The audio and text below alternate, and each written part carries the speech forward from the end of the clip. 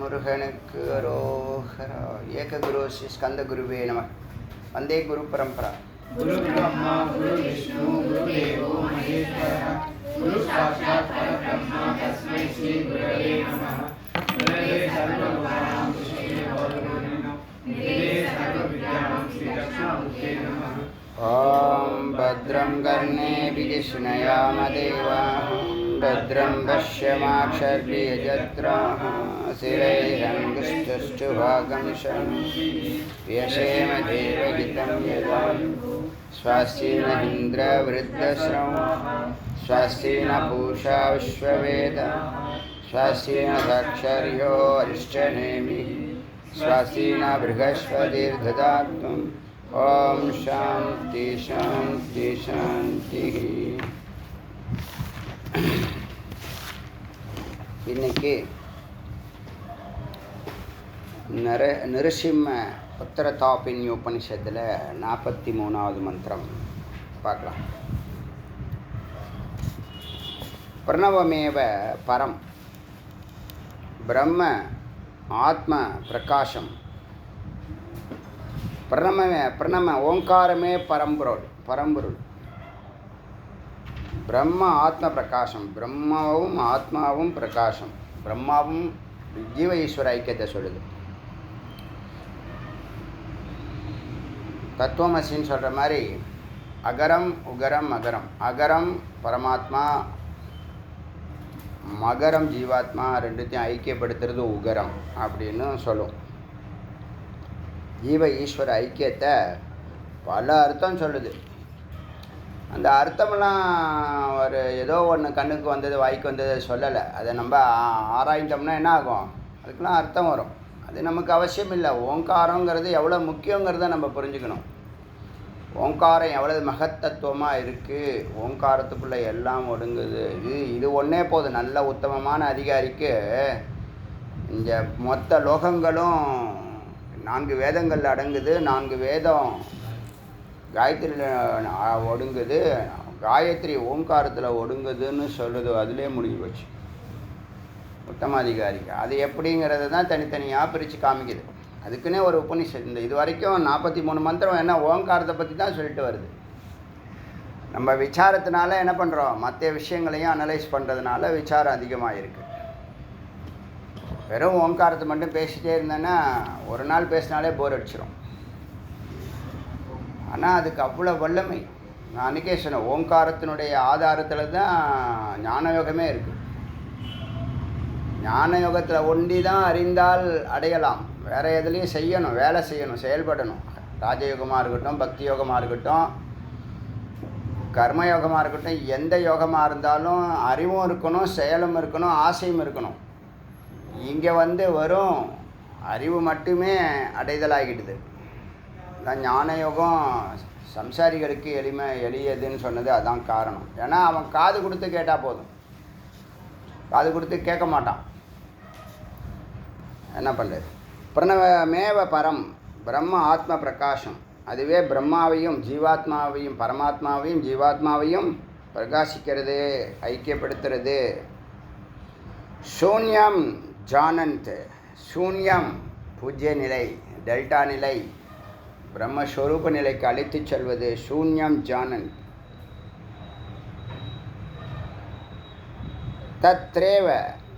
தத்ரேவ அதை அறிந்து, தேவர்கள் அதை அறிந்து பரிசமாப்தாக தன்னுடைய சந்தேகங்களை எல்லாற்றையும் முடிவு கட்டுகிறார்கள். தஸ்மாத் அதனால், அதன் பிறகு தேவானாம் தேவர்கள் விரத்தம் ஆச்சரணம். அந்த ஒரு பாட்டில் எல்லாம் பார்த்தாங்க இல்லையா? சந்நியாசம் எடுத்து ஆத்மாராம், ஆத்ம கிரீடா, ஆத்ம மிதுன, ஆத்மானந்த. இந்த 4 வார்த்தை மிக முக்கியமான வார்த்தை. அதுதான் சிவரூபம், சிவ தரிசனம், சிவயோகம், சிவபோகம்னு சைவ சித்தாந்தத்தில் சொல்கிற மாதிரி. ஆத்ம ரத்தைய ஆத்மாவை தேடியே இருப்பான். ஆத்ம கிரீடா அதை நோக்கியே விளையாட்டு. ஆத்ம மிதுனா சிவபோகம், ஆத்மானந்தம் பேரானந்தம் அப்படின்னு பார்த்தோம் இல்லையா? இங்கே சூன்யத்தை சொல்லுது. சூன்யம்ங்கிறது நம்மளுடைய எண்ண அலைகள் பூரணமாக ஜீரோ. எப்போ ஆகும்? நீங்கள் அந்த என்செபலோகிராம் இருந்துச்சுன்னா செஞ்சு பார்க்கலாம். நீங்கள் தியானம் பண்ணும்போது, தியானத்தில் உட்காரும்போது உங்களுடைய எண்ண அலைகள் எப்படி இருக்குது, நேரமாக ஆக உங்களுக்கு அந்த நடுவுக்கு வரப்ப முன்னெல்லாம் நான் சொல்லுவேன், நடுவு இப்போ நேரடியாக வந்துடுது. 5 நிமிஷத்துக்குள்ளே நடுவுக்கு போயிடுறேன். நடுவுன்னா என்ன அர்த்தம்? அங்கே போய் நிற்கும், அதுக்கு மேலே அது நகராது, அப்படியே நிற்கும். அதில் தான் 24 நிமிஷம் நின்னா சவிகல்ப சமாதின்னு வேதம் சொல்லுது. ஆனால் அதுக்குள்ளே நடுவுக்கு போக முடியாது. அதான் அங்கே இருக்கிற விஷயம். நடுவுக்கு இப்போ எல்லாராலும் போகிறதுக்கான வாய்ப்பு இருக்குது, ஆனால் போக எத்தனிக்கிறது இல்லை. நீங்கள் தியானம் ஒன்றில் பூர்வ மத்தியில் நீங்கள் தியானம் பண்ணாலும் இப்படி இது மாதிரி சுத்தம், காற்றாடி மாதிரி சுத்தம்னு சொன்னேன் இல்லையா? இப்படி தானே சுத்தம், முன்ன பார்த்து சுற்றுது. நாபியிலேருந்து இப்போ உச்சந்தலைக்கு வரைக்கும் இப்படி சுற்றுது. அதான் நாபியிலேருந்து மூக்கு வரைக்கும்னு வச்சுக்கலாம், புரியறதுக்காக சொல்கிறேன். இப்படி சுற்றுது, முன்னாடி வண்டி மாடு போகிற மாதிரி சுற்றிக்கிட்டு போகுது. பூர்வ மத்தியில் காட்டாடி சுற்றுற மாதிரி சுற்றுது. இந்த குழந்தைங்க விளையாடுற காட்டாடி சுற்றுற மாதிரி சுற்றுது. எல்லாம் மனம்தான். ஆனால் அங்கே மனத்தை கடந்து சித்த ஸ்வரூபமாக மேலே போனதுக்கப்புறம் இங்கே மனம், புத்தி, சித்தம், அகங்காரம் எதுவும் அவசியம் இல்லை. அதையெல்லாம் கடந்தாச்சு. அதெல்லாம் போக முடியாது. அதான் கண்டத்தோடய அது நின்று போகுது. அதெல்லாம் உபாதி தானே. உபாதி தோன்றும் நிற்கும் மறையுமே தவிர நிலையான காரியங்களை பண்ண முடியாது. அது நம்மளை டைவர்ட் பண்ணுறதுக்கும் நம்மளை வழி நடத்துறதுக்கும் பயன்படுத்தப்படுது. மாயை தான் அதுக்கு அதிகாரி. அப்போ சித்தஸ்வரூபத்தில் தான் மேலே சுற்றுதுன்னு சொன்னோம். அந்த சூன்ய பாவத்துக்கு போகிறதுக்கு இப்போ அடியன் 5 நிமிஷத்துலேருந்து 10 நிமிஷத்தில் போகிறேன். இது என்னமோ ரொம்ப ஃபாஸ்ட்டாக நடந்திருக்கு. தபஸ்லே இருந்தால் அது நிலை பெற்றுடும். தபஸ் பண்ணணும். இப்போ நமக்கு தெரியும் இதோடைய பீரியாரிட்டி இம்பார்ட்டன்ட். நீங்கள் கேட்க கேட்க கேட்க என்ன ஆகும்னா உங்கள் சிந்தனை ஆட்டோமேட்டிக்காக இறைவன் பக்கம்தான் போகும். நீங்கள் அன்றாடம் வேலை செய்வீங்க, சமையல் செய்வீங்க, இல்லை ஆஃபீஸில் வேலை செய்வீங்க, எல்லா கடமைகளும் செய்வீங்க. ஆனால் உங்கள் மைண்ட் எப்பயுமே அந்த நடுன்னு சொல்கிறாரே, நடுங்கிற வார்த்தை தமிழ் அருமையான வார்த்தை. சம்ஸ்கிருதத்தில் ஹிருது, ஹிருதயம், ஹிருது அப்படின்னு சொல்கிறோம். அங்கே நுழைஞ்சாதான் அங்கே நிற்கும். அது நிற்கும். நடுவில் நிற்குதா, ஓரமாக நிற்குதாங்கிறது நல்லா தெரியும். நிற்கிறதும் தெரியும். அதை தொடர்ந்தால் நிஷ்டை. அந்த நேரத்தில் தான் இந்த சங்கல்பங்கள் நடைபெறுது. நமக்கு எண்ணமே வராது. எண்ணம் ஏதாவது வந்தால் அது நடைபெறும். எண்ணமே வரதில்லை. அதை பண்ணணும், இதை பண்ணணும், அப்படி பண்ணணும், இப்படி பண்ணணுங்கிற எண்ணம்லாம் வரதில்லை. ஏதாவது அப்படி ஒரு எண்ணம் வந்துச்சுன்னா அதை நோக்கியே பயணிப்போம். இப்போ என்ன? சாந்தி நிஷ்டை, சாந்த நிஷ்டை, ஏகரசம். இது சாந்த நிஷ்டையில் இருக்கணுங்கிறது இல்லை, சாந்த நிஷ்டையில் இருக்கிறது. அதுக்குள்ளே போய் நடுவில் உட்காந்துருந்தா எப்படி இருக்கும்? அந்த நிலையே ஒரு உன்னதமான நிலை தான். உட்காரும்போது தான் அது நல்லா இருக்குது. அந்த சூன்ய பாவத்தில் நீங்கள் எந்த காரியம் எடுத்தாலும் என்னவா? பிரம்மஸ்வர இறைநிலைன்னு சொல்லிடுச்சே வேதம். இறைநிலை. இறைநிலைன்னா என்ன? இறைன்னு 4 கையோட 10 தலையோடு இருக்கணும்னு இல்லை. அமைதி நிலையில் இருக்கிறது இறைநிலை. ஆனந்த நிலையில் இருக்கிறது இறைநிலை. பேரறிவு நிலையில் இருக்கிறது இறைநிலை. எமோஷன் ஆகிறோம் அப்படின்னு சொன்னால் அருள்னு அர்த்தம். அருளில் தான் எமோஷன் ஆவாங்க. என்னது? பாவமும், அதாவது இருதயமும் மூளையும், பக்தியும், அந்த பாவமும். பாவம்னா என்னது? அது எப்படி சொல்கிறது? பாவத்தை எப்படி சொல்கிறது? ஒரு உணர்வு தானே அது. உணர்வும் உணர்ச்சியும். பக்தி உணர்ச்சி, ஆனால் அது நல்ல உணர்ச்சி. அறிவு உணர்வு, அது எப்பயுமே சரியாக தான் செய்யும். அறிவும் பாவமும் பக்தியும் அறிவும் சேர்ந்ததுன்னா அதான் அறிவும் ஆனந்தமும். இந்த அன்புங்கிறது பாவம். அன்புங்கிறது பாவத்தில் தான் இருக்குது. அன்பு அறியறதுக்கு அறிவை பயன்படுத்துகிறோம். அறிவு இருந்தால் தான் அன்பு இருக்குங்கிறதே தெரியும். அறிவும் அன்பு சேரும்போது தான் ஆனந்தம்னு சொன்னோம். இப்போ பாவம் சொல்கிறது அன்பு, கரெக்டான உதாரணம் அதான். புரியுதா? அந்த அந்த பாவம் எல்லாருக்கிட்டையும் இருந்தால் அது அன்பு. உங்கள் குழந்தைகள்கிட்ட மட்டும் இருந்தால் அது பாசம் அல்லது நேசம். உங்களுக்கு தெரிஞ்சவங்ககிட்ட மட்டும் இருக்கக்கூடாது, எல்லாருக்கிட்டையும் இருக்கணும். அது இயல்பு. இருக்கணும்னு சொல்கிறது இல்லை, அது ஒரு சட்டம் இல்லை, அது ஒரு இயல்பு, அது ஒரு ஸ்வரூபம். அது ஒரு ஸ்வரூபம், அதுக்கு மேலே வார்த்தை. அதனால் சூன்யம் ஜானத்து தத்ரேவ பரிசமாப்த, இந்த 3 முடிச்சுகள், 3 மலங்கள், 3 உடம்புகள், 3 கட்டுகள் எல்லாத்தையும் கடக்கிறாங்க. பரிசமாப்ததா 3ஐயும் அத்திரின்னு சொன்ன 3னா 3, இந்த 3 கடக்கணும். அதுதான் 4வது. 3 கடந்தால் 4வது. அது யார்? அதான் நீ. அதுதான் துரியம். வசிஷ்டர் ராமனுக்கு சொல்கிறார், துரியத்தில் இருப்பா, இதெல்லாம் நிற்காது, இதெல்லாம் போயிடும், நீ துரியத்துக்கு போயிடு, இந்த உலகமே இல்லாமல் போயிடும் அப்படி சொல்கிறார். தஸ்மாத் தேவானாம் விரத்தம் ஆச்சரன் ஓங்காரம் பரே.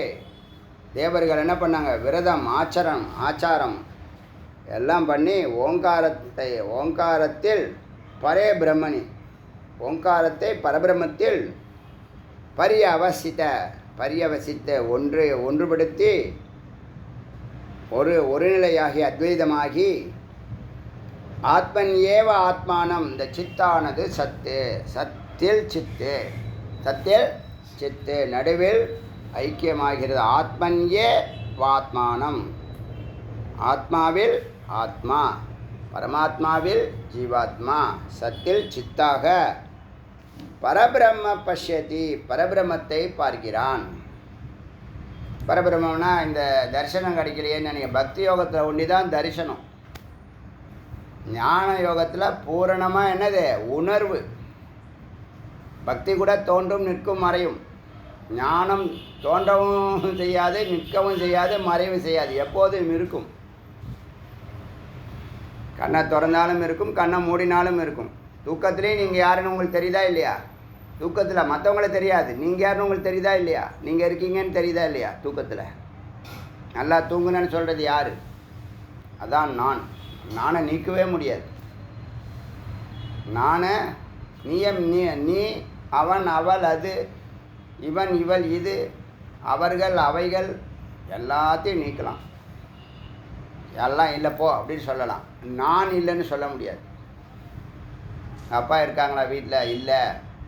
அம்மா இல்லை, அக்கா இல்லை, தம்பி இல்லை, எல்லாரையும் இல்லைன்னு சொல்லலாம். நான் இருக்கேன்னு தான் சொல்லுவான். அதான் நான் சொன்னால் ஆத்மா தான் நான் சொல்கிறது. கொஞ்சம் அறிவு இல்லாமல் சொன்னால் அகங்காரமாகிடும். அறிவோடு சொன்னால் அது சொல்லணுங்கிற அவசியம் இல்லை, அறிவோடு சொல்ல மாட்டாங்க. அதனால் இந்த ஆத்மன் ஏவாத்மானம், பரமாத்மாவில் ஜீவாத்மா பரபிரம்மம் பஷ்யதி, பரபிரம்மத்தை பார்க்கிறான். அச்சா, அது மாதிரி இன்னொரு மந்திரம் 44வது மந்திரம். ததேஷ ஸ்லோக, அதை பற்றி ஒரு ஸ்லோகம் இருக்குது. சிருங்க சிங்கரூபமான ஓங்காரம் சிங்கத்தில் சந்யோஜியை இணைக்க வேண்டும், நரசிம்மத்தில் இணைக்க வேண்டும்.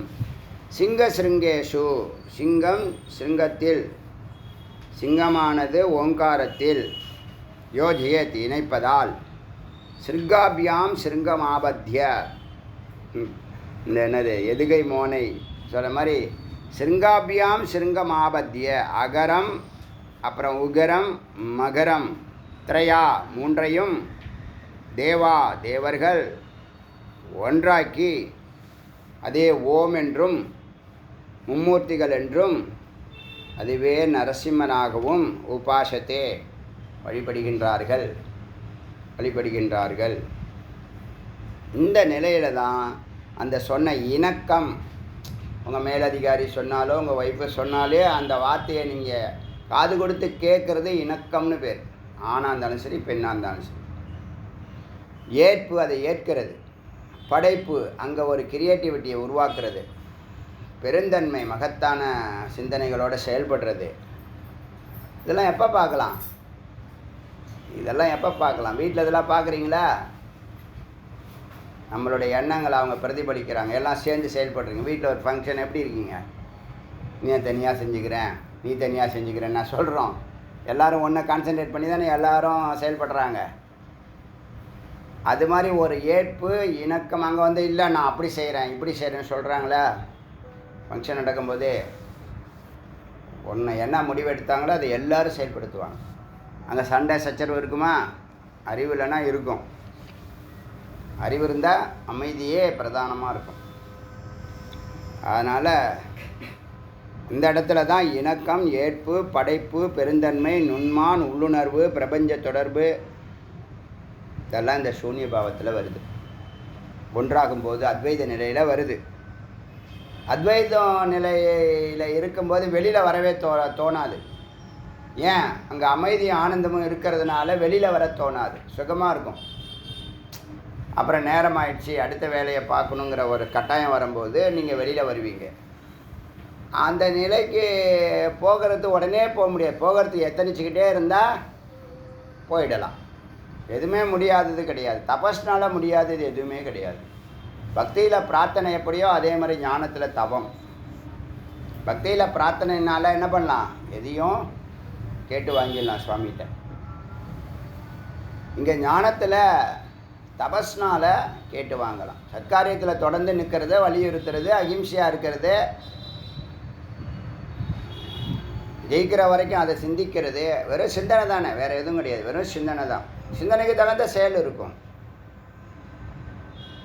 அது மாதிரி தபஸில் மேன்மை பெறுவதற்கு இறைவனை நோக்கிய பயணத்தில் எந்த தடையும் இருக்காது. தூரம் வேணால் இருக்கலாம், அந்த தூரமும் இல்லாமல் போயிடும். இப்போ இந்த பூர்வ மத்தியிலேருந்து சகசிராரத்துக்கு ஒரு ஜான் தான், ஆனால் போக முடியலையே, இவ்வளோ நாள் போக முடியல. இப்போ சித்தானது சத்தோட சேர்றதை நம்ம என்ன பண்ணுறோம்? ஃபீல் பண்ணுறோம், உணர்கிறோம். அடியேன்னு உணர்றேன், நடுவில் நிற்கிறத உணர்றேன். அதை தொடரணும், அதுதான் விஷயம், பாயிண்ட். அங்கேருந்து இறங்கக்கூடாது. இது எப்போ நடந்தால் உத்தமம்? 10 வயசுக்குள்ளே நடந்தால் உத்தமம். அதுக்கு தான் அந்த 7 வயசில் உபநயனத்தை போட்டு என்ன பண்ணுறாங்க? காயத்ரியை ஜபிக்க ஆரம்பிக்க சொல்கிறாங்க. ரெண்டையும் பேரலாக கொண்டு வராங்க. அதனால் அவங்க என்ன பண்ணுறாங்க? இந்த அஞ்ஞானத்தில் மூழ்காமல், பள்ளத்தில் விழாமல் அந்த குழந்தைங்க தன் லட்சியத்தை நோக்கி பயணித்து ஜெயிச்சிடுது. நான் வெஜிடேரியன் அந்த காயத்ரி மந்திரம் இந்த மாதிரி தியானம் பூஜை இதெல்லாம் ஒன்றும் தெரியாததுனால இந்த 7 வயசில் 10 வயசில் அவங்களுக்கு இதே மாதிரி டாக்டர் ஆகணும், இன்ஜினியர் ஆகணும், பைலட் ஆகணும், ஐபிஎஸ் ஆகணும், கலெக்டர் ஆகணும்னா சொல்லுவாங்க. ஆனால் அந்த டீனேஜ் ப்ராப்ளத்தில் மாட்டிக்கிட்டு பள்ளத்தில் விழுந்துருவாங்க. அந்த நேரத்தில் தான் +2 வரும், வாழ்க்கையை நிலைப்படுத்தக்கூடிய விஷயம். அந்த இடத்துல ஏமாந்து போகிறாங்க, அவங்க மேலே ஏறுறாங்க. தபஸில் இருக்கிறவங்க மேலே ஏறாங்க. ஏன்னா அவங்க அந்த வருஷத்தில் முடிவு எடுக்கலை. அவங்க முடிவெடுத்தது 7 வயசுலேருந்து அந்த 12, 5, 17 வயசு வரைக்கும் 10 வருஷம் அவங்க கான்சன்ட்ரேட் பண்ணிக்கிட்டே வராங்க. 10ஆவது வருஷம் ஜெயிச்சிடுறாங்க. இவங்களுக்கு 10, 12 வயசில் தான் எல்லா சிந்தனையுமே வரும். மாற்றும் வரும், நெகட்டிவும் வரும், பாசிட்டிவும் வரும். அப்படியே மன உளைச்சலில் மாண்டி லட்சியத்தை விட்டுருவாங்க. அதுக்கப்புறம் நீ உன்னுடைய ட்ராக்கை பிடிக்கணும், உனக்கு ஒரு லட்சியம் இருக்கணும். எல்லாருக்கும் ஒரு லட்சியம் இருக்கணும். லட்சியம் இல்லாத வாழ்க்கை பால், குரு இல்லாத வித்தை பால்னு சொல்கிற மாதிரி லட்சியம் இல்லாத வாழ்க்கை, குறிக்கோள் இல்லாத வாழ்க்கை என்னது? தண்ட கர்மாந்திரம். அது ஒரு குறிக்கோள் இருக்கணும், சின்னதோ பெருசோ ஒரு குறிக்கோள் இருக்கணும். அதை பற்றி இது சொல்லுது. அடுத்தது இப்போ 45வது மந்திரம். இந்த 45வது மந்திரங்கிறது 7வது சாப்டர் ஸ்டார்ட் ஆகுது. 7வது கண்டம்னே சொல்லியிருக்காங்க. தேவாகாவை பிரஜாபதி, மறுபடியும் தேவர்கள் பிரஜாபதியை புருவன் கேட்டனர், பூய மீண்டும் கேட்டனர். ஏவனோ பகவான், எங்களுக்கு ஹே பகவான்,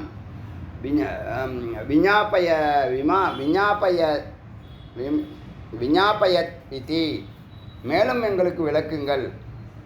விஞ்ஞாபயன்னா ரொம்பவும் விளக்குங்கள், இன்னும் கொஞ்சம் அதிகமாக சொல்லுங்களேன் அப்படின்னு சொல்லும்போது தத் ஏத்திய அவர்களுக்கு பிரஜாபதி பதில் கொடுக்குறார். என்ன கொடுக்குறாருன்னா அகரவுகர மகரம் சொல்லக்கூடிய ஓங்காரத்தினுடைய சிறப்புகளை சொல்கிறார்.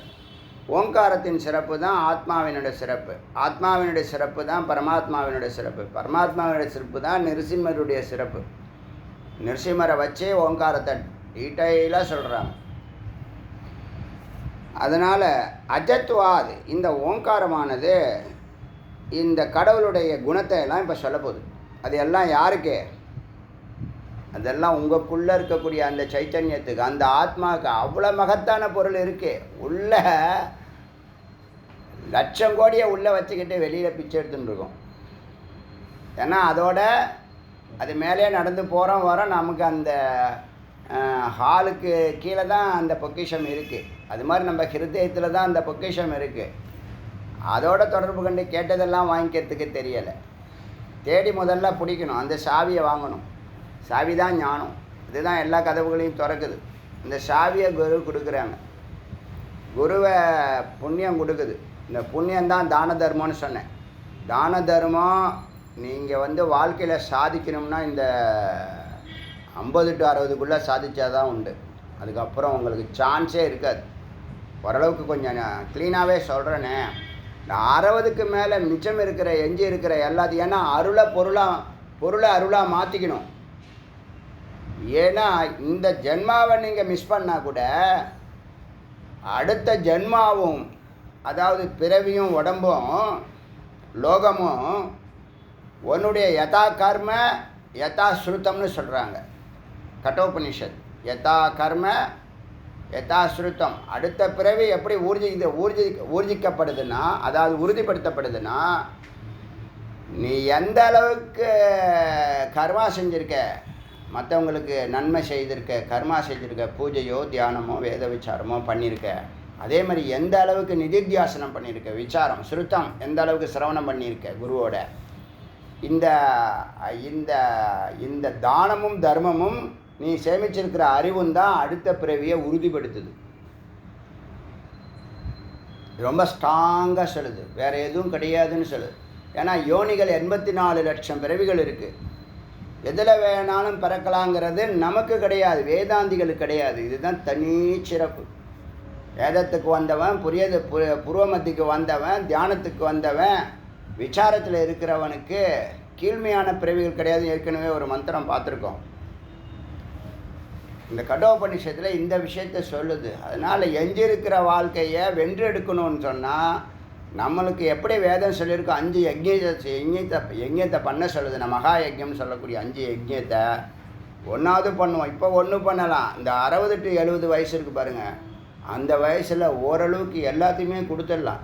நீங்கள் எல்லாம் கொடுக்குறதெல்லாம் யாருக்கும் இல்லை, உங்களுக்கு தான் கொடுக்குறீங்க. நல்லா புரிஞ்சுக்கங்க. நீங்கள் யாருக்கு எது கொடுத்தாலும் அது உங்களுக்கு கொடுக்குறது தான், உங்களுக்கு அது ரிட்டர்ன் ஆகிடும். கோவில் தான தர்மம் பண்ணுறவங்கலாம் கேட்டு பாருங்கள், கொடுத்துக்கிட்டே இருப்பான். நெருக்கடியிலையும் கொடுத்துட்ருப்பான்.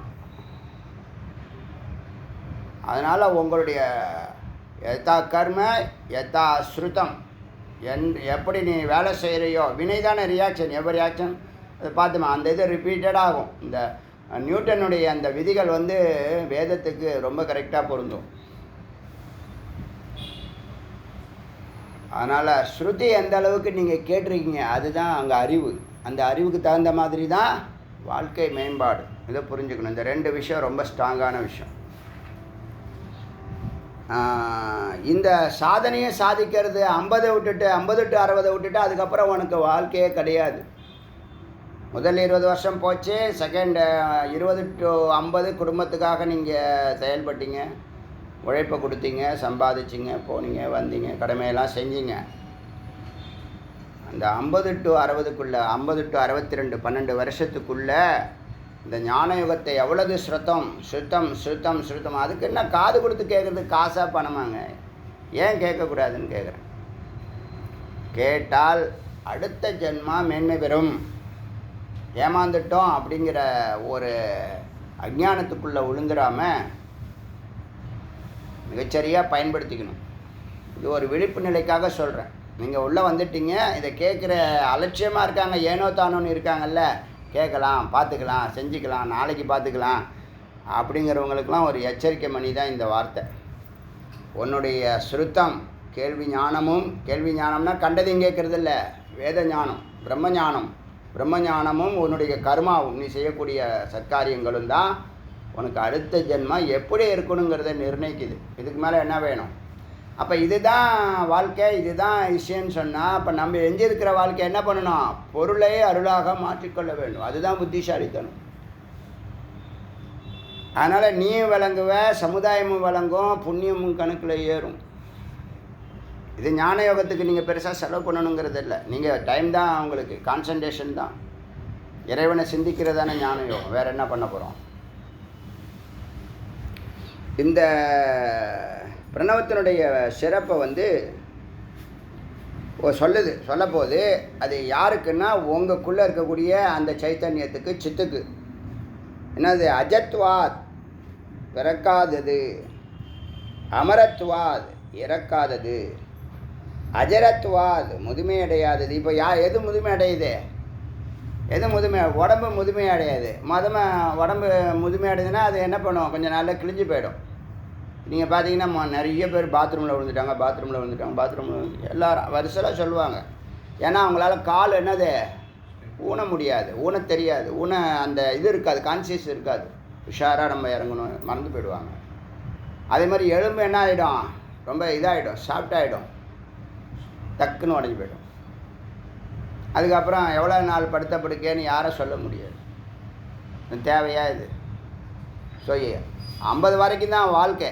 அதை நல்லா புரிஞ்சுக்கணும். எல்லாருக்கும் ரொம்ப அப்படியே ஓடுது வண்டி கிடையாது. அதுக்கப்புறம் படுத்துட்டு உட்காந்து அழுவுறது, கண்ணீராக சிந்துதான், கண்ணீராக ஓடுதான்.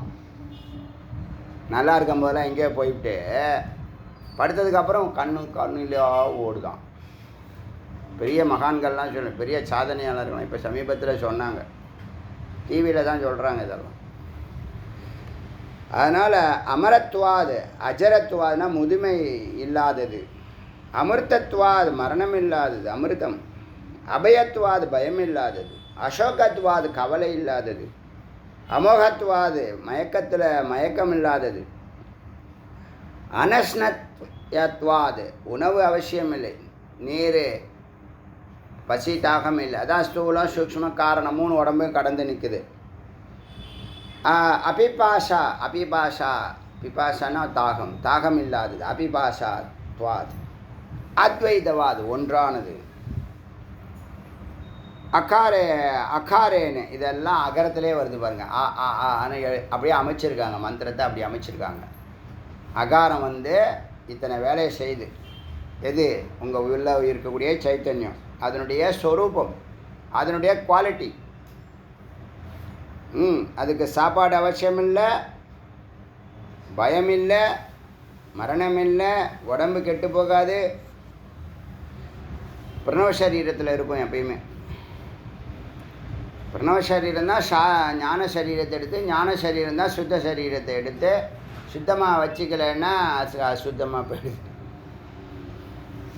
திருச்சி க்ளீன் சிட்டின்னு சொல்கிறாங்க, சென்னையை சொல்ல மாட்டுறாங்க. ஏர்போர்ட் திறந்துருக்காங்க, நீ தெரியுமில்ல. இதெல்லாம் கொஞ்சம் டச் பண்ணுங்கள். சிஎம் பிஎம்லாம் என்ன பண்ணுறாங்கன்னு கொஞ்சம் வாட்ச் பண்ணுங்கள்.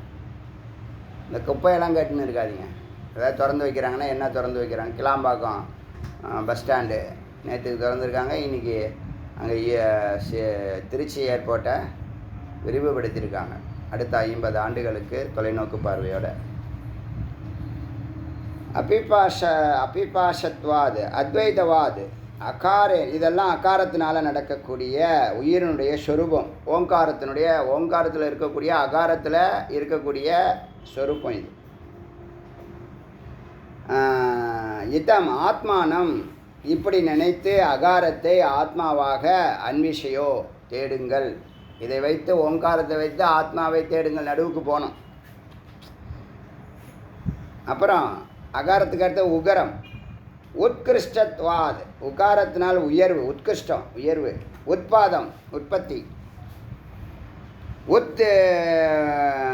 உத் பிரவிஷ்டத்வாத் எங்கும் ஆல் பெர்வேடிங் எங்கும் நுழையும் தன்மை, உத்தாப்பியத் நிலைப்புத்தன்மை,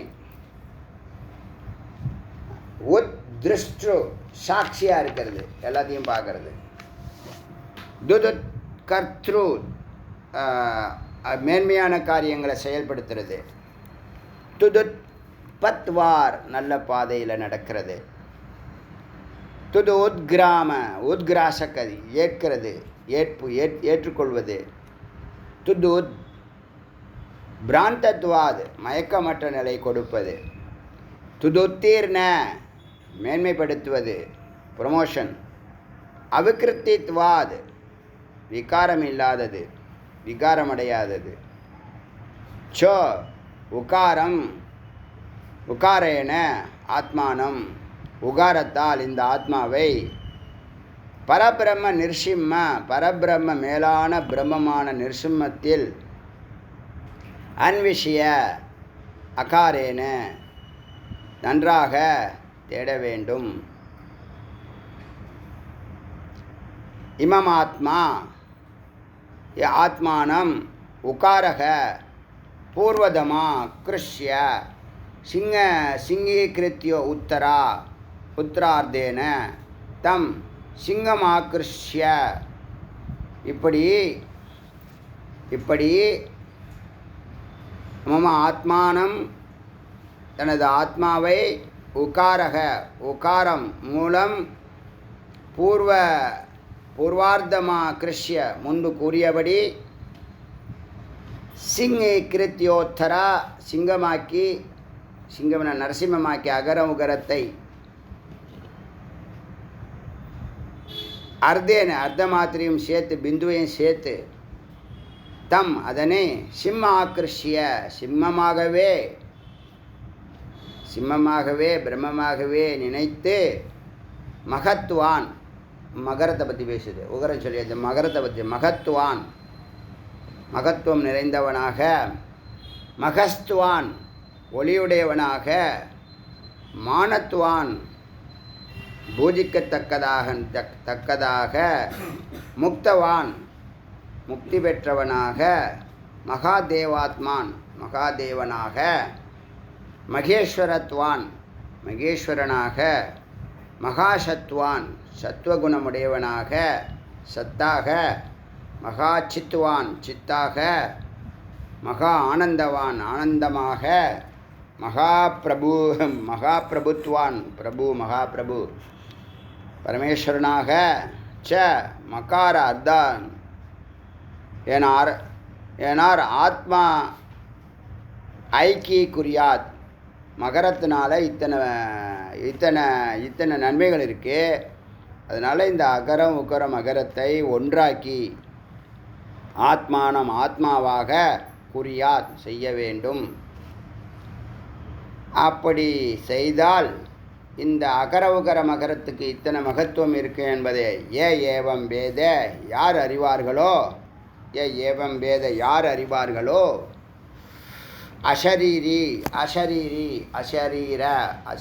அசரீரோ உடம்பை கடந்து இந்திரியோ புலன்களை கடந்து அப்ராணோ பிராணனை கடந்து அதமோ இருட்டை கடந்து ஸ்தூல சூக்ஷ்ம காரண உடம்பை கடந்து சச்சிதானந்தமாக அவன் யார் இப்படி அறிகிறானோ அகரத்துக்கு இவ்வளோ சிறப்பு மகரத்துக்கு இவ்வளோ சிறப்பு உகரத்துக்கு இவ்வளோ சிறப்பு மூன்றும் சேர்ந்த கலவை தான் ஆத்மா. அது அகமேவ அது நானே என்று யார் அறிவார்களோ அவர்கள் சச்சிதானந்த மாத்திரக சத்து சித்தானந்த மாத்திரக ஸ்வராடு பவதி. இந்த வாழ்க்கையில் வெற்றி அடையிறதுக்கு முதல்ல நாம் கற்றுக்க வேண்டிய விஷயம் இந்த ஸ்வராடுங்கிற வார்த்தைக்கு அர்த்தம் தெரிஞ்சுக்கணும். ஸ்வராடு சம்ராட்டுன்னு 2 வார்த்தை இருக்குது. நம்மளுடைய புத்தி ஞானம் தானே பிரம்மம். நம்மளுடைய புத்தி ஞானத்தில் உயர்ந்தால் எல்லாத்துக்கும் சரியான பதில் கொடுக்கும். எல்லாத்துக்கும் சரியான பதில் கொடுத்தா அவனுடைய இச்சாசக்தி எவ்வளவு இருக்கணும், ஞானசக்தி எவ்வளவு இருக்கணும், கிரியாசக்தி எவ்வளவு இருக்கணும், அது எப்போ செயல்படுத்தணும் எப்போ செயல்படுத்தக்கூடாது, எப்போ வேகமாக போகணும் எப்போ மெதுவாக போகணும் எல்லாத்தையும் ஒரு சூப்பர் கம்ப்யூட்டராக சூப்பர் மேனாக சூப்பர் என்ஜினாக இந்த மனமானது சித்து ஸ்வரூபத்தில் தன்னை வெளிப்படுத்தும். அந்த நிலையில் அவன் ஸ்வராட்டாக இருப்பான். அப்போ அவன் சொன்னது மனசு கேட்கும், சூழல் கேட்கும். தேவர்கள் நின்று கை கட்டி வேலை செய்வார்கள்னு சொல்கிறது என்னன்னா அவங்க எந்த சங்கல்பம் பண்ணுறாங்களோ அது பண்ணி தேவர்கள் என்ன பண்ணுவாங்க, அமைச்சு கொடுப்பாங்க. கடைசி தரிசனம் சீர்காழி ஸ்ரீராம விண்ணகரமா கடைசி இது. அது கொஞ்சம் குழப்பத்தில் வண்டி ஓட்டினார். அவர் யூட்டர்ன் போட்டு அங்கே ரைட்டில் கட்டிங் இல்லைன்னாரு. 30-40 கிலோமீட்டர் வேஸ்ட்டாக சுற்றிட்டு இருந்தார். என்ன சங்கல்பம், நம்ம அந்த சீர்காழி விண்ணகரத்தை பார்க்கணுங்கிறது தான் சங்கல்பம். அதை எப்படியாவது முடிக்கணும். அப்படிங்கும்போது அவர் அந்த தருணத்தில் ஒரு 15 நிமிஷம் முன்னாடி கொண்டு போய் கரெக்டாக விட்றார். இன்னொரு 15 நிமிஷம் லேட்டாக ஆனிச்சுன்னா அந்த சங்கல்பம் சித்தி இல்லாமல் போயிடும். அப்போ என்னன்னா தேவர்கள் என்ன பண்ணுறாங்க, வழி வகுத்து கொடுக்குறாங்க. அந்த டிரைவருக்கு போகிற வழியில் ரூட்டை கிளியர் பண்ணுறாங்க. சில நேரம் நம்ம எப்பயுமே சாமானிய ஸ்பீடில் போகிற 30 கிலோமீட்டர் ஸ்பீடில் போகிற நமக்கு சில ஒரு அவசரமாக நம்ம வண்டி ஓட்டுறோம் வச்சுக்கோங்க. ஒரு முக்கியமான கருத்துக்காக, முக்கியமான காரியத்துக்காக என்றைக்கும் வேகமாக போகாதவங்க அன்றைக்கி வேகம் எடுக்கிறாங்கன்னா அன்றைக்கி எல்லா சிக்னலும் பார்த்திங்கன்னா கிளியராக இருக்கும். காரியத்தை க்ளீனாக முடிப்பாங்க. எல்லா நாளும் அது நடக்காது. என்றைக்கு நீங்கள் அந்த மாதிரி ஒரு காரியத்தை பண்ணுறீங்களோ அப்போ அது மாதிரி நடக்கும். எல்லோரும் அனுபவப்பட்டிருப்பீங்க. அது மாதிரி தான் இது. ஏன் தேவர்கள் அங்கே வழி சொல்லுவாங்க. அதே மாதிரி அங்கே பூட்டணுன்னா கூட அங்கே பூட்ட விடாது. ஏதாவது சாவியை தேட விட்டுரும், ஏதாவது ஒரு நைவேத்தியம் லேட்டாக வர மாதிரி ஏதாவது ஒரு காரணத்துக்கு என்ன பண்ணோம். அதெல்லாம் இந்த இவங்களுடைய தேடி வரக்கூடிய பக்தர்களுடைய பிரார்த்தனைக்காக சுவாமி செவிசாய்க்கிறார். புரியுதா? அது இது லாஜிக் இல்லை. ஆனால் லாஜிக் இல்லாத மேஜிக்காக எல்லாருமே அனுபவித்த விஷயந்தான் இது. அதனால் அந்த நிலையில் ஸ்வராட் அங்கே வார்த்தை முக்கியமான வார்த்தை. நீங்கள் இந்த ஸ்வராட்டு நிலையை தொட்டால் தான் நீங்கள் இந்த தீரகன்னு சொல்லுவோம்ல, அடிக்கடி வேதம் தீராகான்னு சொல்லும்ல, அது மாதிரி ஸ்வராட்டுங்கிற வார்த்தை நீங்கள் நிலையை தொட்டால் தான் சம்ராட்டுங்கக்கூடிய இந்த உலகத்தை ஆளும் வல்லமை கிடைக்கும். அது தொழிலில் ஜெயிக்கிறதா இருக்கட்டும், இல்லறத்தில் ஜெயிக்கிறதா இருக்கட்டும், நீங்கள் ஆன்மீகத்தில் ஜெயிக்கிறதா இருக்கட்டும், ஸ்வராட் தன்னை ஆள்பவன், தன்னை ஆண்டவன், தன்னை வெற்றி கொண்டவன். இப்போ யாருக்கும் தன்னை பற்றிய அறிவு இல்லை. அதனால அவன் ஸ்வராட்டாக இல்லை, பராட்டாக இருக்கான், பராட்டாவாக இருக்கான் போல. ஸ்வராட்டாக இருந்தால் தான் என்னது சம்ராட்டாக மாற முடியும். இப்போ ஸ்வராட்டுங்கிறத உள்ளுணர்வில் அவன் கேள்வி கேட்டு அவன் பதிலுக்கு சரியான பதில் வந்து அவன் செய்கிறதில்ல. இங்கே கேட்டு அங்கே கேட்டு அதில் படித்து இதில் படித்தது வச்சுக்கிட்டு அப்படியே ஓட்டின்னு இருக்கான். அது வெற்றி அடையுது, தோல்வி அடையுது, சில பேரை அதிபாதாளத்தில் தள்ளிடுது, எவனாவது ஃப்ளூக்கில் ஜெயிக்கிறான். அப்படி தான் நடக்கும். கிளாரிட்டி இருக்காது. நிச்சயமான வெற்றின்னு சொல்ல முடியுமானா இந்த ஸ்வராட்டு நிலைக்கு வந்தால் தான் இதான். அப்போ தான் ஏகரசத்தில் அவன் இருக்க முடியும். ஏகரசத்தில் இருக்கிறான்னு அர்த்தம். ஸ்வராட் ஆனால் தான் ஏகரசத்தில் இருக்க முடியும். ஏகரசம்னா என்னது, எது நடந்தாலும் அமைதியாக காரியத்தை செயல்படுத்துறது. அது ஒரு நடிப்போ இல்லை ஒரு அப்படி இருக்கணுங்கிறதோ இல்லை, அது இயல்பான நிலையாயிடும். அதுக்கு காரணம் இந்த ஞானம்தான். ஞானம்தான் அதை கொடுக்குது, வேறு எதுனாலும் கொடுக்க முடியாது. இந்த வேதத்தில் சொல்லக்கூடிய வார்த்தைகளுக்கெல்லாம் அர்த்தம், அந்த அர்த்தம் வாழ்க்கை ஆகணும்னா சிரவணம்தான் அதுக்கு வாசல். சிரவணம் பண்ண பண்ண பண்ண பண்ண பண்ண நாம் யாருங்கிறது அறிகிறோமா? இப்போ எவ்வளோ அறிஞ்சிக்கிட்டே வரமா இல்லையா? ஒன்றுமே இல்லாத நம்ப முடியாத தத்துவமசின்னு சொன்னால், நீ பிரம்மமாக இருக்கிறேன்னு சொன்னால் நம்ப முடியாத ஒரு மனநிலையிலேருந்து படிப்படியாக உங்களுக்கு உதாரணத்தை சொல்லி சொல்லி சொல்லி மந்திரங்களை என்ன பண்ணுது, உங்களை நீங்கள் யாருங்கிறத செதுக்குது. உங்கள் மேலே படிஞ்சிருக்கக்கூடிய அந்த பாசிகளை அது நீக்குது. வேறு ஒன்றும் செய்யலை. ஞான யோகம் இருக்கிற பாசியை நீக்குதே தவிர புதுசாக ஒன்றும் கட்டலை, உற்பத்தி பண்ணலை, தயாரிக்கலை, டிஸ்கவரியும் பண்ணலை. உன்னை யாருன்னு உனக்கு சொல்லி உன்னுடைய பாசிகளை நீக்குனா நீங்கள் வைரோங்கிறது தெரியும். அதான் ஸ்வராட். ஸ்வராட் பவதி. தன்னை வென்றவனாகிறான். தன்னை வந்துட்டால் உலகை வெல்லலாம். தன்னை வென்றவன் தான் உலகை வெல்லலாம். சுதந்திரன்னு வரம்பு மீறினா சுதந்திரம் இல்லை. வரம்பு மீறாமல் சுதந்திரம் இருக்கிறவங்கள அவன் தான் ஜெயிக்க முடியும். அவனை பார்த்தீங்கன்னா அவன் சுதந்திரமாக இருப்பான். ஆனால் அவன் ஒரு கட்டுப்பாட்டில் இருப்பார். சத்தியமிருத்தம்னு சொன்னல, வாழ்க்கையில் எப்பயுமே புரிஞ்சுங்க, வாழ்க்கையில் எந்த தவறுமே நடக்காமல் வாழ்க்கையை சக்ஸஸ்ஃபுல்லாக கொண்டு போகணும்னா இந்த சத்தியமிருதங்கிற வார்த்தை டெய்லி சிந்திக்க வேண்டிய வார்த்தை. நீங்கள் நல்லா சாதிக்கிறவங்களாம் பாருங்கள். இப்போ 120 கோடி 126 கோடி வாங்குறான்னு சொன்னேன்னு, எப்படி வாங்குறான்? அவன் நம்மளை விட அவங்க கந்தர்வர்கள்னு பேர். நீங்கள் சொன்னால் உங்களுக்கு நீங்கள் ஒத்துக்குவீங்க, பொதுவாக எல்லோரும் ஒத்துக்க மாட்டாங்க. நம்மளை விட நம்மளை மாதிரி இல்லை அவங்க, நமக்குள்ளே தான் இருப்பாங்க. ஒரு நிலையில் என்ன பண்ணுவாங்க? இப்போ உங்களுக்கு பின்னாடி எவ்வளோ பேர் கவர்மெண்ட் வேலை வாங்குறான்? உங்களுக்கு பின்னாடி வரவன் எவ்வளோ பேர் லட்சங்களில் மேலே போகிறான்? நடக்குதா இல்லையா? எப்படி நடக்குது? எங்கேயோ இருப்பான். ஒரு சாதாரண ஆளும்பா, இல்லை என்னது போஸ்ட்மேன் சொல்லுவான், கண்டக்டர்னு சொல்லுவான், டிரைவர் என்னமோ சொல்லிகிட்டு இருப்பான். ஆனால் அவன் ஒரு சந்தர்ப்பத்தில் என்ன பண்ணுறான்? அவனுடைய எல்லையை நோக்கி போகிறான். எல்லா கதவும் வடித்து தபஸ் காரணம். இப்போ அவங்கெல்லாம் கந்தர்வர்கள்னு பேர். மனிதர்கள்லையே மனிதர்கள், தேவர்கள், தேவ கந்தர்வர்கள், இப்படிலாம் நிறைய கேட்டகரி இருக்குது மேலே. அப்போ அவங்க என்ன பண்ண, அதில் என்ன ஒரு ஒரு ஒரு பிறவிக்கும் அடுத்த பிறவிக்கும் அறிவுலையும் ஆனந்தத்துலேயும் 100 மடங்கு வித்தியாசம் இருக்குது. அது நம்மளுக்கு புரிய மாட்டுது. அவங்க நல்லா இருக்காங்களே, அவங்க அப்படி இருக்காங்களே, இங்கே இப்படி. உனக்கு அந்த யோகிதை இருந்தால் நீனும் அப்படி இருப்ப. இப்போ நீ இருக்கிறது உனக்கு என்ன குறையானா அது இல்லை, அது உனக்கு தெரியாது. உனக்கு 2 விஷயந்தான், அத்தியாவசியமும் ஆடம்பரம் உனக்கு கிடைக்கும். அனாவசியம் ஆணவம் கிடைக்காது.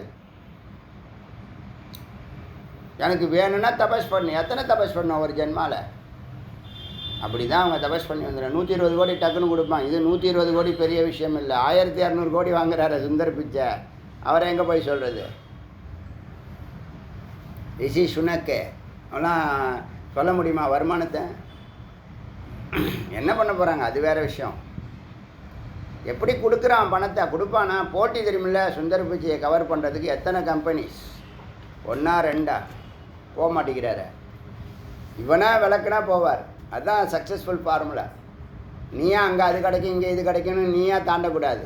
உன்னை சூழ்நிலை பண்ணி நெருக்கி உன்னை வெளியேற்றுது அந்த கம்பெனினா, இன்னொரு கம்பெனி தொடங்கினாலும் நீ ஜெயிச்சிருவ, இன்னொரு கம்பெனியில் ஜாயின் பண்ணாலும் ஜெயிச்சிருவ.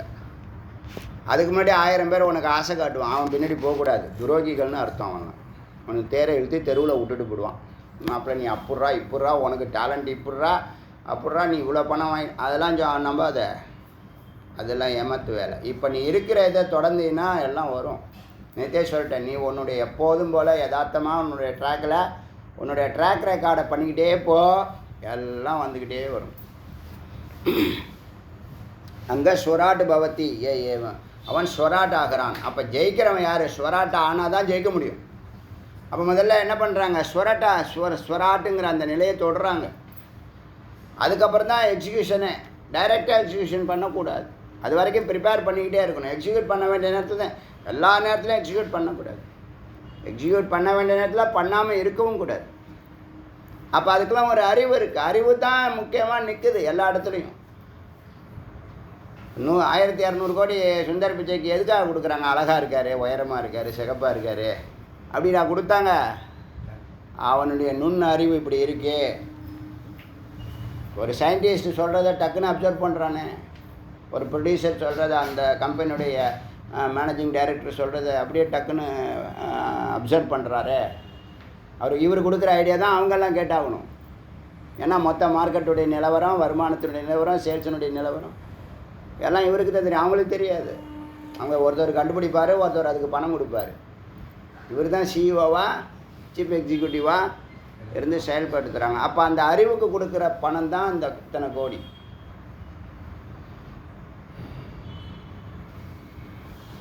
அப்போ அவங்க கந்தர்வர்கள் சொல்கிறாங்க. அப்போ அறிவில் அவங்க 100 மடங்கு நம்மளோட மேலே தான் இருக்கிறாங்க. அது நமக்கு தெரியாது. கீழே இருந்தாங்க மேலே போயிட்டாங்கன்னு சொல்கிறீங்கன்னா அது உன்னுடைய அறியாமை.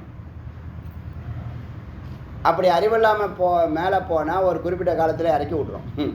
அந்த பீரியட் முடிஞ்சோடனே இறக்கி விட்ரும். அந்த பீரியட் என்ன பண்ணணும்? சரியாக யூட்டிலைஸ் பண்ணணும். அங்கே தான் தபஸ் பண்ணணும். அங்கே தான் மாது சூது வந்து நிற்கும் பள்ளத்தில் தள்ளி விடுறதுக்கு. அதில் போய் விழுந்துருவான். அப்புறமா ஒரு காலத்தில் நான் இவ்வளோ கோடி சம்பாதிச்சேன், அவ்வளோ கோடி சம்பாதிச்சேன்னு அந்த பழைய கதையே சொல்லிவிட்டு ஆனால் மறக்க முடியாது.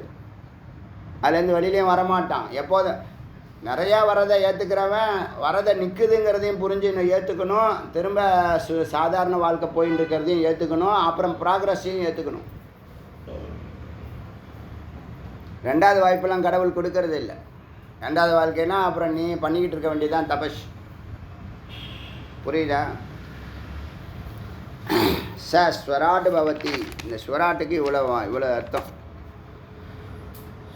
இப்போது அகரத்துக்கு தனியாக ஒரு அர்த்தம்.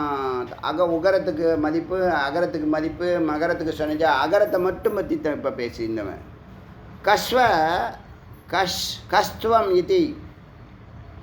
நரசிம்மடம் இந்த பிரம்மாதி தேவர்கள் கேட்குறாங்க.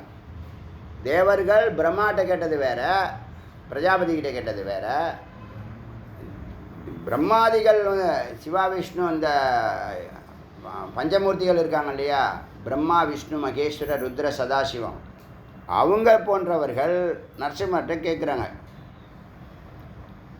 கஸ்வமிதி என்ன கேட்குறாங்க? நீங்கள் யார், தாங்கள் யார், கஸ் என்று கேட்கிறார்கள். அகமிதி ஹோவாச்ச, நான் தான் அப்படிங்கிறார். நான் தான் என்கிறார். ஹோவாச்ச ஏவம் இதம் சர்வம் தஸ்மாது அகமிதி. இங்கே இருக்கிறது எல்லாம் நான் தான். ஏவம் இதம் சர்வம் தஸ்மாத் அகமிதி. இங்கே இருக்கிற எல்லாமே அதான் நான் சொல்லிட்டார். ஃபஸ்ட்டு நான் சொல்லிட்டார், அப்புறம் இங்கே இருக்கிற எல்லாம் நான் சொல்கிறார். சர்வாபிதானம் எல்லாம் என்று கூறினார், அபிதானம் கூறினார். தஸ்ய ஆதிரைய அயம் அகாரக. முதல்ல நான் ஆதியாக இருக்கிறபோது அகாரம். ச ஏவ பவதி, அதுவே ஓங்காரம், அதுவே பிரம்மம். இப்போ பிரம்மத்தில் எல்லாருக்குள்ளேயும் பிரம்மம் இருக்குதா? எல்லா எழுத்துக்குள்ளேயும் அகரம் இருக்கா? அந்த மாதிரி ஏதோ ஒரு சிமிலாரிட்டி போட்டு காமிக்கிறார். தஸ்ய ஆதிரைய அகாரக ச ஏவம் பவதி. சர்வம் ய ஆத்மா அயம் ஹி. எல்லாம் இந்த ஆத்மாவே. சர்வ அந்தரோ எல்லாவற்றிலும் உட்பொருளாக. ந ஹீதம் வேறு எதுவும் இல்லை. சர்வம் அகமிதி இங்கே இருக்கிற எல்லாம் நானே. ஹோவாச்ச என்றார். நிராகாரம் நிராத்மகம் ஜடமும் ஆத்மையே ஏவ இதம். ஜடமும் சரி சைத்தன்யமும் சரி. சர்வம் இங்கு இருக்கிற எல்லாம் தஸ்மாத் சர்வ ஆத்மேன எல்லாமாகி தோன்றுவதும் அகாரேன அகாரத்தினால். அகாரேன சர்வ ஆத்மகம் ஆத்மானம்.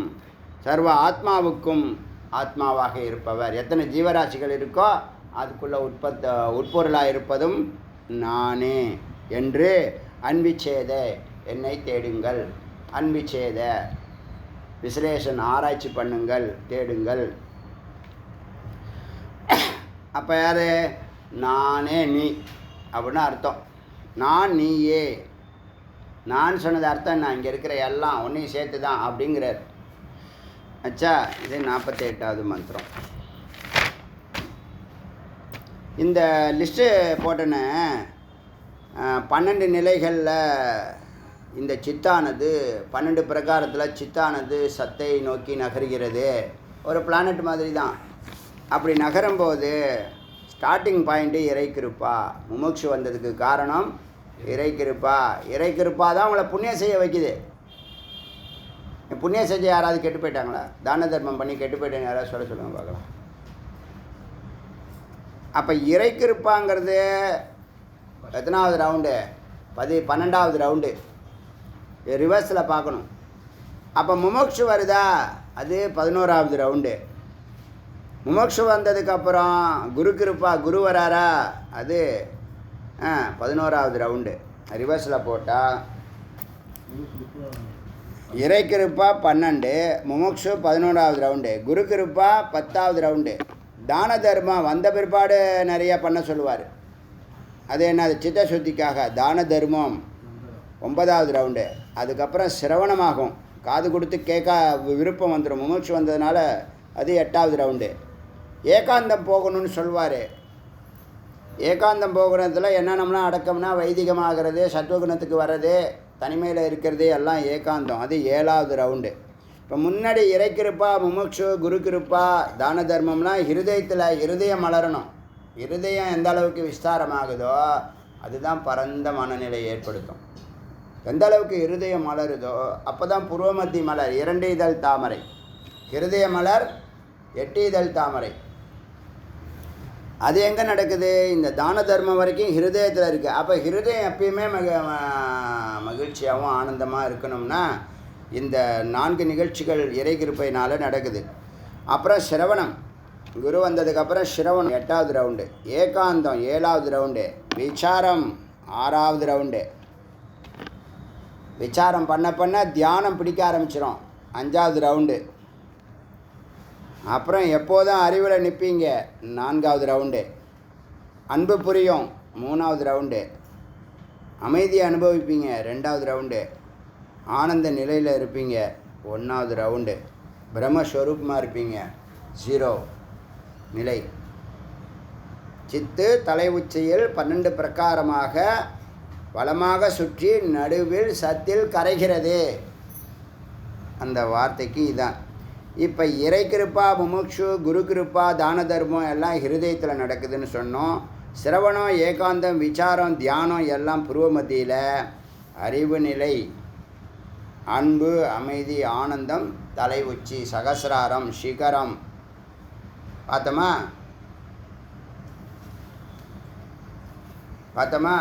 இப்போ மொத்த ஞானத்தினுடைய வேதாந்தத்தினுடைய மொத்த ஞானம் என்ன? அகமேவ, நான் மட்டும்தான் இருக்கிறேன். ஒன்லி அயம், அகமஸ்மி, அகமேவ அஸ்மி. நான் மட்டும்தான், நான் இருக்கிறேன்னு சொல்ல, நான் மட்டுமே இருக்கிறேன். அப்போ உலகத்தில் உள்ள எல்லா நிகழ்ச்சிகளும் அதுக்குள்ளே நடக்குது. ஒரு அறிவு அதுதான் எல்லாத்தையும் செயல்படுத்துது. 2வது அறிவு. அப்போ இங்கே நான் எனதுன்னா ஒன்றும் சொல்கிறதுக்கு ஒன்றுமே இல்லை. எனக்கு ஒரு பிளான் இருக்குது, எனக்கு ஒரு ஐடியா இருக்குன்னா அறிவு இல்லாமல் பிரிவினையெல்லாம் ஏற்படுத்தி அடக்கி ஆளுங்கிறதெல்லாம் பார்த்தீங்களா? வேதத்துக்கும் இறைவனுக்கும் மெய்ப்பொருளுக்கும் எவ்வளோ விலகி நிற்கிறோன்னு. இறைவனை விட்டு விலகி நிற்கிறதுனால தாங்க துன்பம், துயரம், குழப்பம், இருட்டு, மயக்கம், அழுகிறது, தவிக்கிறது, பரிதவிக்கிறது, முட்டி மோதிக்கிறது. அந்த அறிவு வந்துச்சுன்னா மரணமே இனிக்கும். யாராவது போயிட்டான்னா கூட நல்லதுப்பா, விட்டுப்பா, வேறு சட்டை போட்டு வரப்போகிறான்னு சொல்லணும்.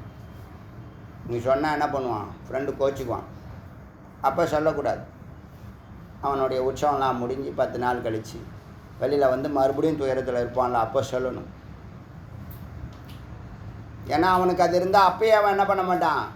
இது போகிறது கட்டை தான் போகுது. அது கிளம்பிடுச்சு. எது? சித்து கிளம்புனா பிராணன் கிளம்பிடும், பிராணன் கிளம்புனா சித்தம் கிளம்பிடும், சித்தம் கிளம்புனா மனம், சித்தம், புத்தி, அகங்காரம் கிளம்பிடும். அப்போ காமக்ரோதாதிகள் அது இது எல்லாம் லொட்டு லொசுக்குன்னு சொல்லுவாங்க கிராமத்தில். எல்லாம் என்னவாயிடும்? அடுத்த சரீரத்தை நோக்கி பஞ்சாக்னி வித்யா ஆகாயத்துக்கு போயிடும். ஜட்ஜ்மெண்ட்டுக்கு. ஜட்ஜ்மெண்ட் முடிஞ்சு மறுபடியும் மழை, மேகம், மலை, தாவரங்கள், அப்பா, அம்மா, 5. அதில் வேறு ஒரு ட்ராப்பில் 12 லட்சம் உயிர் இருக்கான். ஒன்று தான் உள்ளே போகுது அம்மாக்குள்ளே. எதுக்கு? எனக்கு சரீரம் வேணும், எனக்கு சரீரம் வேணும்னு முட்டி மோதி ஓடுமா. ஏன்? எல்லாம் சரீரம் இல்லாமல் என்ன பண்ணுது? சரீரம் எடுக்க துடிக்குது. அணுக்களாக இருக்காதனால பிடிக்கலை. எவ்வளோ பார்த்தீங்களா? எவ்வளோ கடந்து ஒரு ஜென்மா பிறக்குது பாருங்கள். ஒன்று தான் உள்ளே போகுது. பாக்கி 11,99,999 அணுக்கள் எப்படி வேணாலும் கீழே கிருமிகள் சாப்பிட்லாம். என்னவா இருக்கும்? ஒரு புழு சாப்பிட்டுச்சுன்னா புழுவாயிடும். அது புழு ஜென்மாவில் கிடக்க வேண்டியது தான். எல்லாத்துலேயும் அரைக்குறையாக இருக்குன்னு வச்சுங்க, அது அரைக்குறையாக பிறக்கும்.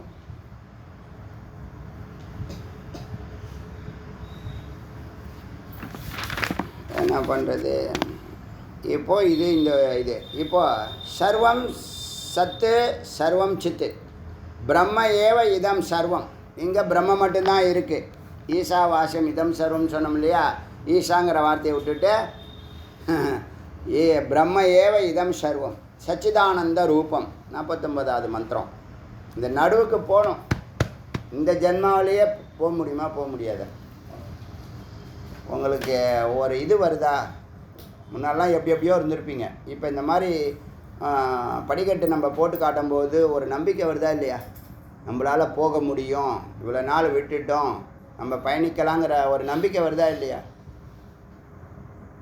ஒன்றுமே சொல்லாமல் 4 வருஷம் உச்சியில் தியானம் பண்ணுறான்னாரு. ஏன் எதுக்குன்னு கேட்டேன்னா, நீங்கள் அதை சும்மா சாதாரணமாக எடுத்துக்கிட்டீங்க, என்னால் சாதாரணமாக எடுத்துக்க முடியல. ஆனால் சாதாரணமாக எடுத்து தான் செயல்பட்டோம். அதனுடைய விளைவுகள் 4 வருஷம் கழிச்சு சொன்னார் பாருங்கள்.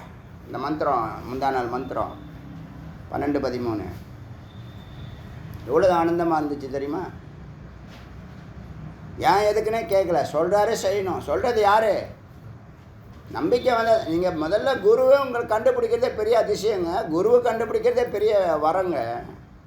இவர் தான் நமக்கு குருன்னு நீங்கள் ஒரு முடிவுக்கு வர்றதுக்கே பல ஜென்மம் ஆகிடும், பல லட்சம் ஜென்மா போயிடும். நமக்கு எல்லாத்தையும் ஓப்பன் பண்ணி காமிக்கிறாரா இல்லையா? எதை மறுக்க முடியும் உங்களால் சொல்லுங்கள் பார்க்கலாம். இல்லை ஜி இந்த இடத்துல எங்களுக்கு சந்தேகம் இருக்குது, இல்லை டவுட்டாக இருக்குது, இல்லை வந்து தவறாக இருக்கிற மாதிரி தோணுதுன்னு சொல்லுங்கள். எதாக இருந்தால் நான் சரி உங்களுக்கு புரிய வைக்கிறேன். ஒன்று கூட இருக்காது. சந்தேகத்துக்கு இடம் கொடுக்கறதில்ல சுவாமி. ஒரே வார்த்தை செய்து பாருங்கிறது. அங்கே தான் கடமையை செய் பலனை எதிர்பாராதங்கிறது. பலனை மொத்தமாக கொடுக்கும்போது எவ்வளோ மகிழ்ச்சியாக இருக்குது இருக்கா இல்லை? எனக்கு இருந்துச்சு. அதனால் பிரம்ம ஏவ இதம் சர்வம். அப்போ குருவை இவங்க தான் குருன்னு கண்டுபிடிக்கிறதுக்கே இன்னும் குருவை கண்டுபிடிக்காத எத்தனை கோடி பேர் இருக்காங்க. நம்ம இந்த பாரதத்தை எடுத்துங்க, எத்தனை கோடி பேர் குரு இல்லாமல் இருக்காங்க. 100ல் 95% குரு கிடையாது. அவன் வாழ்க்கை எப்படி இருக்கும்? ஒன்றும் இல்லை, வெறும் அறிவு தான் அவனை ஆனந்தமாக வச்சுருக்கு. அறியாமையில் என்னது? துக்கப்படுறான், பதட்டப்படுறான், குழப்பப்படுறான், வெட்டுறான், குத்துறான், நரகமாக்கிக்கிறான் வாழ்க்கையை. எல்லாம் அமைஞ்சிருக்குங்க, எல்லாமே அமைஞ்சிருக்கு. கணவன், மனைவி, வீடு, மக்கள் எல்லாமே இருக்குது. வாழ தெரியல, ஈகோவை பிடிச்சிக்கிட்டு தொங்குறான். காரணம் என்னது? அறிவு. சைலண்ட்டாக சொன்னாலும் அறிவில்லைன்னு சொல்லி தான் ஆகணும், வேறு வழி கிடையாது. அதனால் பிரம்ம ஏவ இதம் சர்வம் சச்சிதானந்த ரூபம். சச்சிதானந்த ரூபம் இதம் சர்வம் சத். இதம் சர்வம் சத்து. சத் இது சித்து. சர்வம் சத்து. இங்கே இருக்கிறது எல்லாம் சத்து, இங்கே இருக்கிற எல்லாம் சித்து. இங்கே இருக்கிற எல்லாம் சித்துங்கிறது தோன்றியது ஜெகத்து. இங்கே இருக்கிறது எல்லாம்னா அதுக்கு ஆதாரமான சத்து. சத்து சித்து. அப்போது குருவை கண்டுபிடிக்கிறதுக்கு இத்தனை கோடி ஜென்மம் ஆகிருக்குன்னா அப்போ குரு கண்டுபிடிச்சிட்டா முடிஞ்சிச்சு. 75% என்னாச்சு? மேன்மை தான். 75% அச்சீவ் பண்ணிட்டேன்னு அர்த்தம். குரு கிடச்சிட்டாங்கன்னா 75% உங்களுக்கு வெற்றி நிச்சயம். 25% அவங்கள ஃபாலோ பண்ணணும். அதுதான் இங்கே விஷயம். அறிவு இருந்தால் ஃபாலோ பண்ணணும். ஏன்னா இழக்கிறதுக்கு நேரம் இல்லை. ஏமாந்த சோனகிரி மாதிரி எல்லோரும் போல் ஆடு மாடு குட்டி போடுற மாதிரி நம்மளும் எல்லாம் குட்டிலாம் போட்டு அதை போட்டு இதை போட்டு என்னமோ பண்ணிவிட்டு நம்மளும் செத்து போகிறோன்னு இருக்கக்கூடாதுல்ல. அப்போ எதுக்கு இந்த மனித பிறவி சொல்லுங்கள் பார்க்கலாம். அதனால் சர்வம் சத்து. இங்கே இருக்கிறது எல்லாம் சத்து. இதம் சர்வம் சத்து. சத்து இது சித்து. சத்தே சித்து. இங்கே இருக்கிறது எல்லாம் சத்து, சத்தே சித்து. சித்து இதம் சர்வம். சித்தே இங்கே இருக்கிற எல்லாம். பிரகாசியத்தை பிரகாசிக்க வைக்கிறது, பிரகாசிக்கிறது, விளங்குகிறது.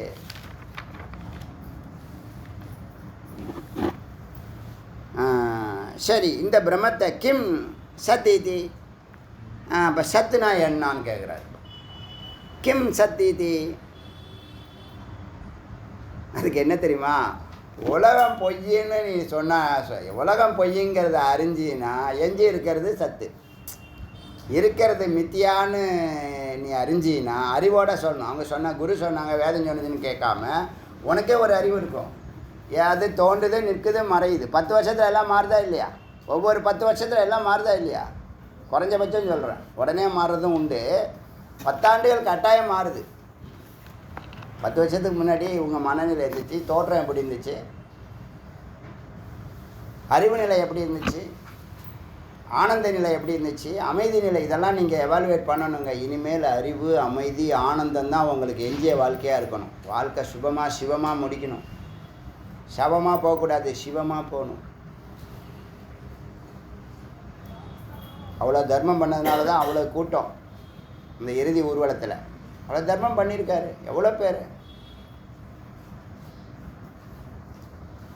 அங்கே போனால் தான் தெரியும். வெளியில் அது வரைக்கும் மறைக்கப்பட்டிருக்கு. மறைக்கிறது யார்? பிரம்மமே மறைக்கிறது. காரணம் இருக்கும். கிம் சத்து இது சத்துனா என்னப்பா? சத்துன்னு சொல்கிறீங்களா? சத்துனா என்ன? இதம் இதம் இதம் நே இத்திய அனுபூதி ரீதி. இந்த உலகம் இல்லை.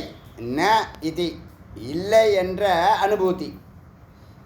இந்த உலகம் மித்தியாங்கிற அறிவு இருக்குல்ல, அந்த அறிவு தான் சத்து.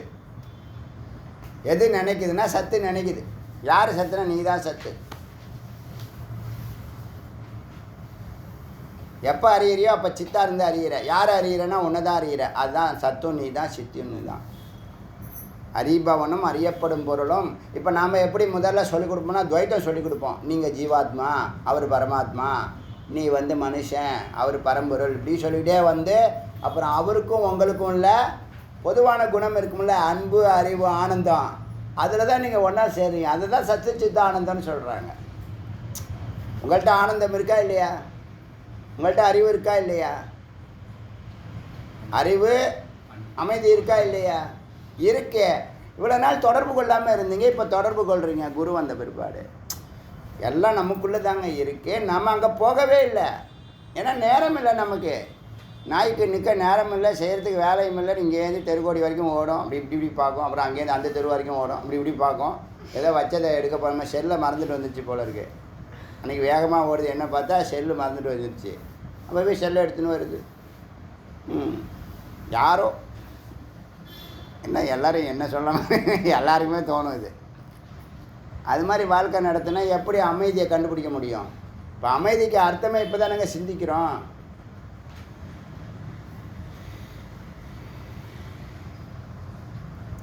இதம் இதம் 2 வாட்டி சொல்லுது. இதம் இதம் ந இத்திய அனுபூதி ரீதி.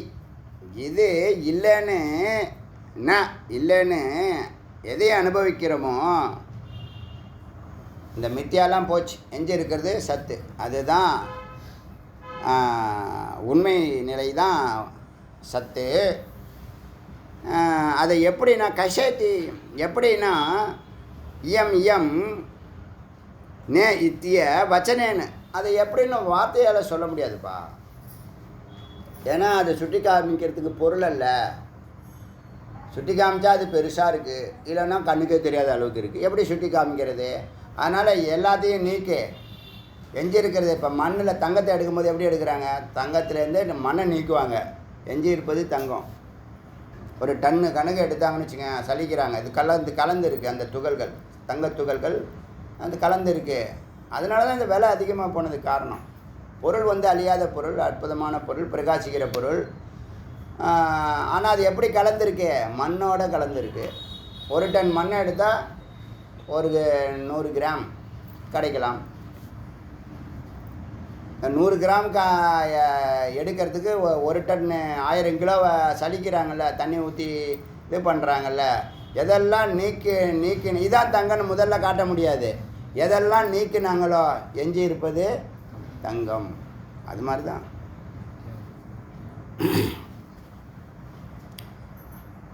நான் இத்திய வச்சனேன்னு இதை வார்த்தையினால் சொல்ல முடியாது. ஏவ அனுபவன் அணுவாச்ச, அனுபவத்தினால அனுபூத்தினால தான் சொல்ல முடியும்.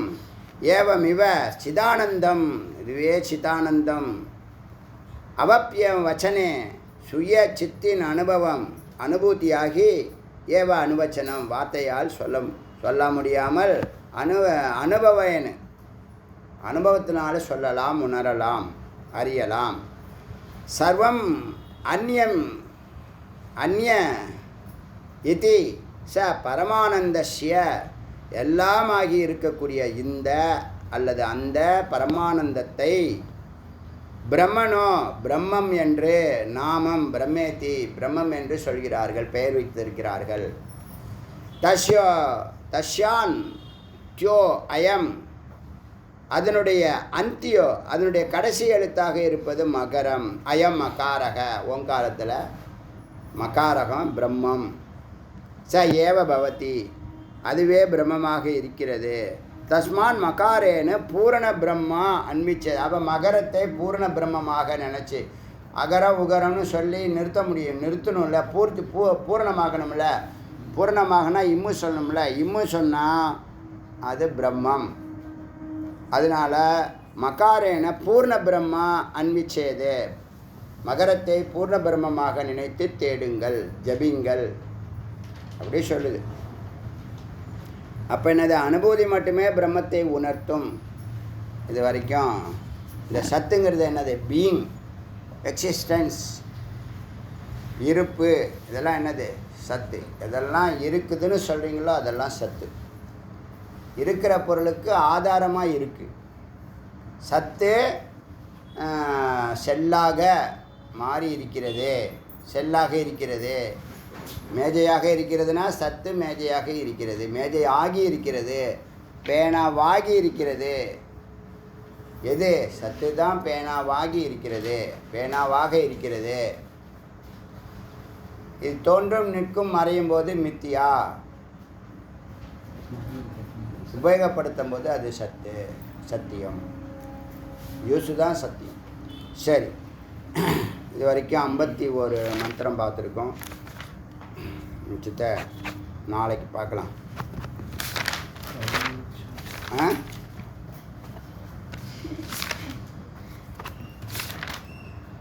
நிறைய பேருக்கு நம்ம இன்னும் எவ்வளோ நாள் இங்கே இருப்போங்கிற ஒரு கேள்வி கேட்டாங்கன்னா ஞானம் பிறந்துருங்க.